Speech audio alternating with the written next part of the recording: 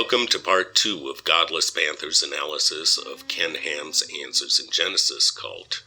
In part 1, I described the ways in which Ken Ham lies to his followers in order to control them and keep them within the fold. In this part, I am going to discuss the deconversion process. What happens when a member of Answers in Genesis comes to the realization that Ken Ham is a lying sack of shit? As we all know, there is a trend in the United States concerning religion.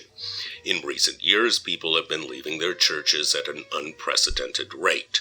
The trend has been significantly high in both born-ins and converts.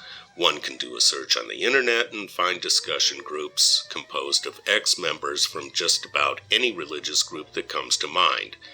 Naturally, the most numerous are ex-Christians, and on xchristian.net one can find stories from former members of a variety of Christian denominations from all over the world. Prominent Christian leaders such as Pat Robertson and Ken Ham are fully aware of this trend. On November 27, 2012, Pat Robertson stated that, "Look, I know that people will probably try to lynch me when I say this, but Bishop Ussher wasn't inspired by the Lord when he said it took 6,000 years. It just didn't.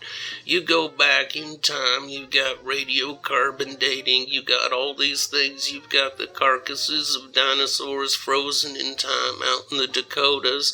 They're out there. So there was a time when these giant reptiles were on Earth. It was before the time of the Bible, so don't try to cover it up and make like everything was 6,000 years. That's not the Bible." So why did Robertson say this, according to Pat? "If you fight science, you're going to lose your children. I believe in telling it the way it was." It so happens that Robertson has received some praise for being so brave and honest on his TV show, at least about this particular issue. That praise is not going to come from me. Pat may have played a different tune, but he's playing it on the very same fiddle. Pat Robertson is and always has been primarily a businessman, and a very successful one. He has become obscenely wealthy selling a product that does not exist. He also discovered long ago that hate sells quite well, too. Pat Robertson has changed his tune many times over the years. For example, he was at one time a racial segregationist. Now he is not.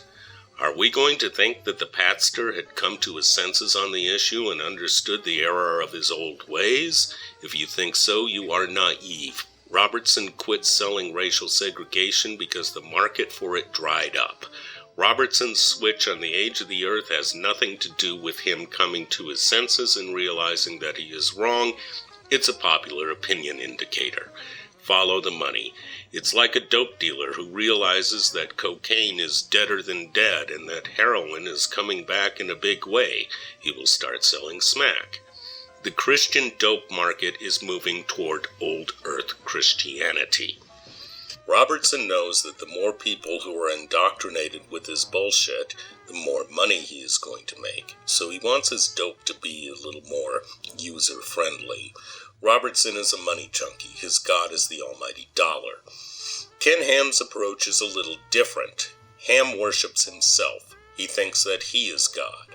Whatever Ken says is never to be questioned at all by his faithful goons.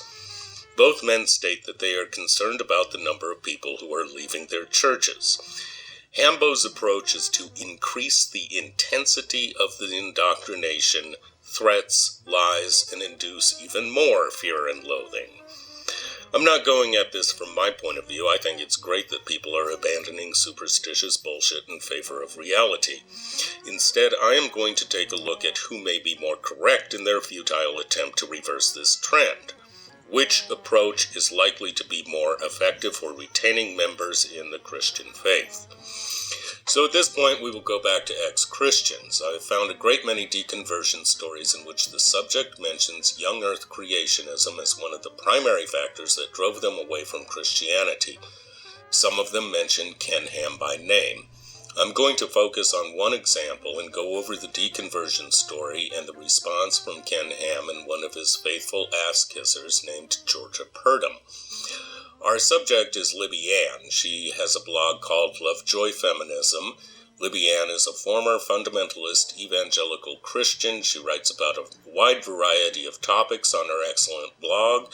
One of the topics that she discusses are her thoughts and feelings about why she abandoned her faith. In a particular article called Why I Am an Atheist, Libby Ann talked about the homeschooling of her childhood. Here's what she wrote. My parents were great fans of Ken Ham and Answers in Genesis. I was taught to use creation apologetics. In other words, when you evangelize someone, you start by showing them the truth of young earth creationism, and after that they will have to concede the truth of the Bible and convert to Christianity.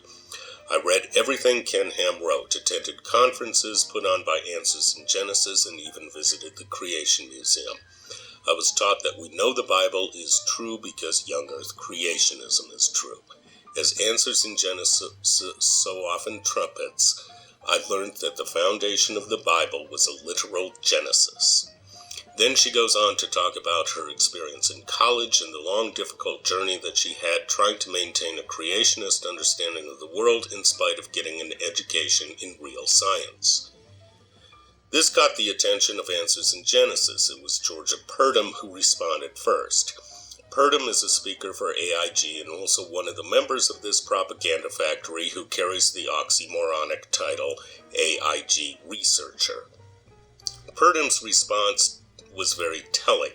If there is any doubt concerning my assessment that AIG is a dangerous mind control hate cult, Purdom and Ham's response to Libby Ann will certainly demonstrate that my application of these labels is entirely accurate.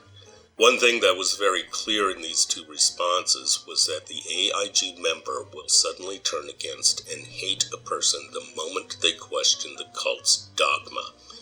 Purdom stated that Libby Ann did not understand Ken Ham's bullshit. I'm paraphrasing.